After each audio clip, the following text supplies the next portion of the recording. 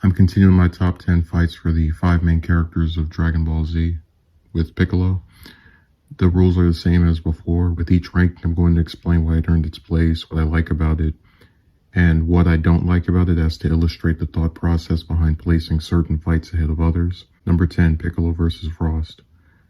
During the Universe 6 tournament, Piccolo is matched against Frost. Piccolo uses multiple techniques, including the special beam cannon and his copy ability, before seemingly being defeated by Frost, who is revealed to have cheated before Piccolo forfeits from continuing to participate in the tournament. The biggest appeal of this fight was that it was Piccolo's first real fight in Super, not counting getting one-shotted by Beerus and Frieza or fighting a bunch of Frieza goons. The other parts I like are the use of Piccolo's very unique moveset, which included the special beam cannon and making copies of himself. One of my criticisms with the handling of Piccolo in later parts of Z, besides him getting regulated to being the test dummy for whatever new villain pops up, was that he seldom used any of his distinct abilities. So this fight was refreshing from just that alone. The reason that this is at the bottom of the list is because it didn't allow Piccolo to win, in the sense that despite Frost being caught cheating and Piccolo being allowed to challenge him again, he's pushed aside for Vegeta and later Goku for the remainder of the arc. The fight is decent, but its conclusion and ramifications for the story are unsatisfying. They could have kept this fight the same way it went, but given a second act that ends with Piccolo defeating Frost, and it would be much higher since it had an element of surprise while still being respectful to a character that is largely underused throughout Super. Number 9, Piccolo vs. Final Form Frieza. After Goku decides to use the Spirit Bomb against Frieza, he is unable to fight the latter due to having to charge the attack. Piccolo gets the last of Gohan and Krillin's energy and stalls Frieza until the Spirit Bomb is finished charging. I like this fight because it's one of the few times a protagonist is overwhelmed and it serves a purpose to the plot. So Piccolo engages Frieza knowing he can't win, but does it anyway because their confrontation has another purpose. Really, the only thing holding this back for me is I think Piccolo's fight with second form Frieza was more respectful to the character, and that it ended up being a waste of time due to the Spirit Bomb not working, which is a shame because having Piccolo be the character to get Goku enough time for his attack would have been symbolic, as he was a Namekian and therefore part of the species that Frieza and his army had terrorized throughout the arc. Number 8, Piccolo vs. Cybermen. When the Saiyans invade Earth, Piccolo, Gohan, Krillin, Yamcha, Chiaotzu, and Tien are made to fight the Cybermen, with one of them blowing up to kill Yamcha, and the majority being killed by Krillin. But after this, one of the Cybermen launches towards Gohan before it is grabbed and killed by Piccolo. I always remember Piccolo, when they were teaming up to fight Raditz, telling Goku that he did not care about the well-being of Gohan. And this scene was another indication of how far his character had come in just an arc. The reason it's down here is because I don't consider it that much of a fight due to how few blows are exchanged. But it's still the last time Piccolo successfully kills a villain. And the Blue Arc could have corrected that if they had let him beat Babidi, but they chose not to go in that direction. Number 7, Piccolo vs. Krillin. In the first match of the finals at the 23rd World Martial Arts Tournament, Piccolo is pitted against Krillin, who he manages to defeat by surprising with a strike to the top of the head that sends Krillin crashing down to the tournament ring. Although Krillin initially recovers, which startles the confident Piccolo, he later concedes the match. This fight is very important for several reasons. It's the first time we see Piccolo in a one-on-one fight, which means Krillin was given the distinction of being the first regular character, I would say main character, but people are antsy about that term, to fight the arc's main villain. The second is that it's the first time we see Krillin fly, which will become a major technique in Z. And the third is that it establishes the Krillin-Piccolo relationship, which is initially that of enemies, kind of like the Goku-Piccolo relationship, but eventually develops into a friendship by the time of the Frieza saga. I like it because it shows how to make a villain intimidating without disrespecting a character.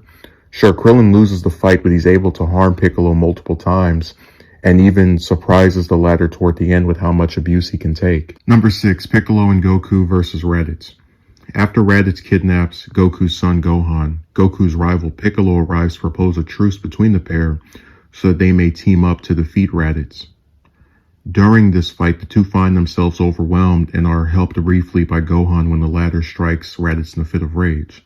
The first instance of Gohan getting a power-up when facing a powerful opponent in the entire series.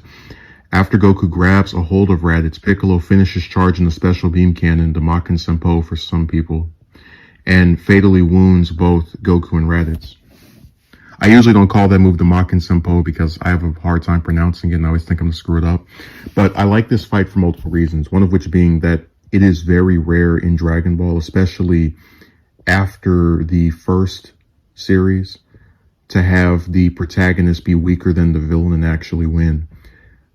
This happened when Goku and Vegeta fought Kid Buu, but outside of that instance and Goku and Piccolo versus Raditz, if you're not stronger than someone, you will not win. Having Goku hold Raditz down so a powerful technique can destroy the latter is part of the strategy that I miss in fights that happen later in the series. Also, this fight made Piccolo the first character to kill Goku. The only thing going against it is that Raditz is not as important of an antagonist as those higher on the list. Number 5, Piccolo, Gohan, and Krillin versus Nappa. After Tien's left arm was ripped off and Chaozu sacrificed himself, Piccolo and Krillin attack Nappa before giving Gohan a chance to strike. Gohan runs away instead in fear, and the three interchange in attacking Nappa until Piccolo is killed and Goku arrives. For Piccolo as a character, this fight serves as both a power showcase, as he consistently fights the most competently against Nappa out of anyone, and is crucial to his character development. From the time he started training Gohan, the seeds of him caring enough about the latter to sacrifice himself to save him were planted, and they culminate during this fight.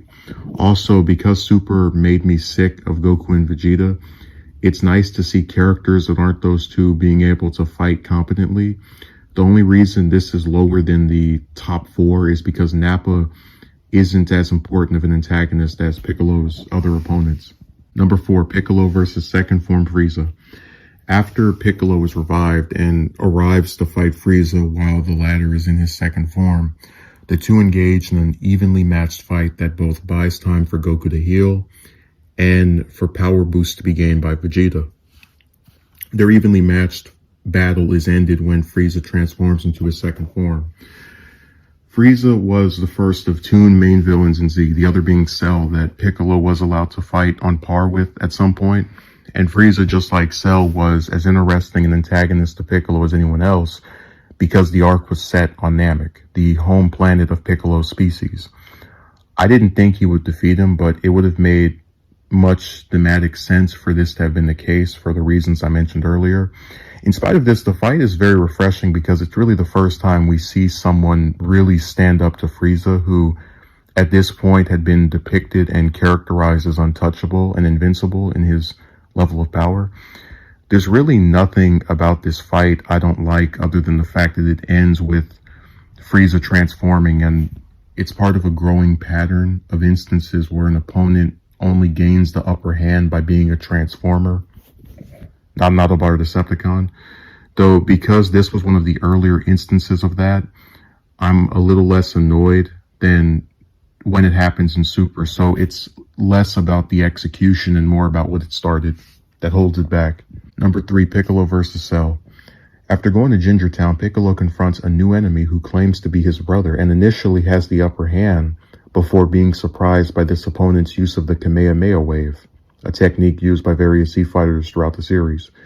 This creature subsequently grabs Piccolo by the back and absorbs the energy out of his arm, leaving the latter to claim he has been defeated, which prompts Piccolo to request information about this new opponent, who reveals his name is Cell and that he is an android made of DNA from the greatest warriors on Earth, with the intent to absorb androids 17 and 18, the other antagonist at this point, to achieve his perfect form.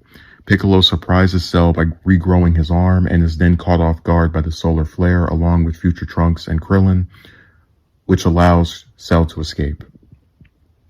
A common complaint that people who don't seem to like characters that aren't Goku or Vegeta fighting is that these battles are fan service.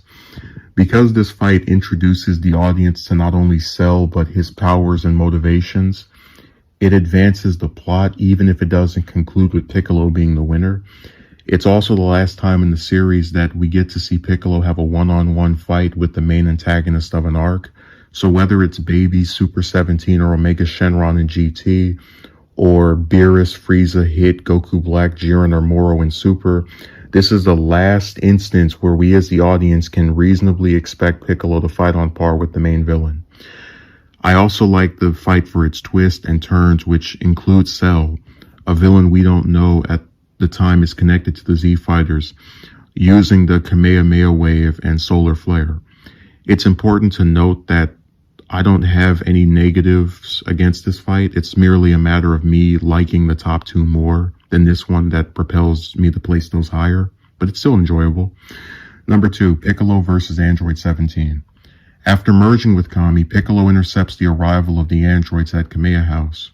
They want to know the location of Goku, who, unbeknownst to them, had left to train in the Room of Spirit and Time, but Piccolo declines to tell them and challenges them to a fight, which showcases that he is evenly matched against Android 17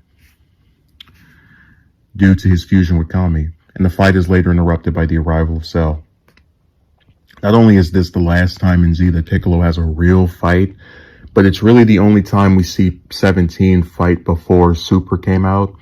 The biggest appeal to this fight, aside from that, is it's one of the few battles in Z that's waged between a hero and a villain, where the two appear evenly matched, and it could genuinely go either way. Most of the other fights in the series tend to be a David and Goliath affair, where one character overwhelms the other, and this was a nice change of pace, however brief it may have been.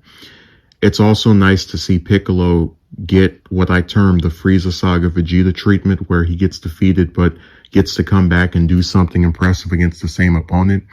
So just as Vegeta was first defeated by Zarbon in the Ginyu Force, but later got to beat and kill Zarbon in most of the Ginyu Force, Piccolo was at first defeated by Android 17, but got to come back and put up a much better showing against the same opponent.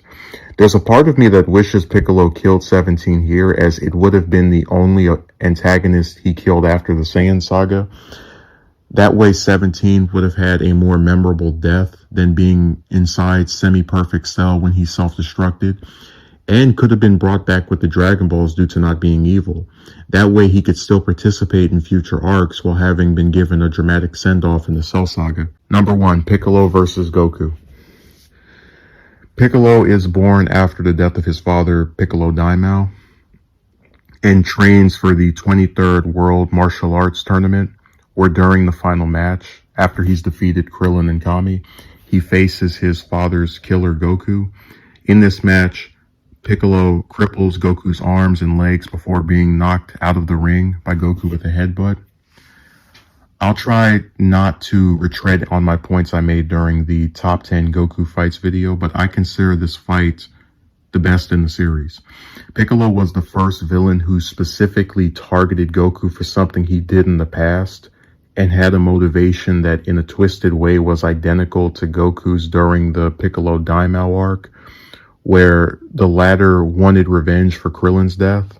So it's this really interesting inversion where Goku's in the place of King Piccolo and Piccolo Jr. is in the place of Goku, but now they're fighting at this tournament as opposed to stopping one from doing some evil conquest. The fight itself has many twists and turns that had me engaged from start to finish. And with the added stake of Piccolo swallowing Kami, it's just an all-out enjoyable spectacle. Thanks for watching, and next time we'll wrap this up with the top 10 Krillin fights. Hope you enjoyed, and make sure to hit the like button.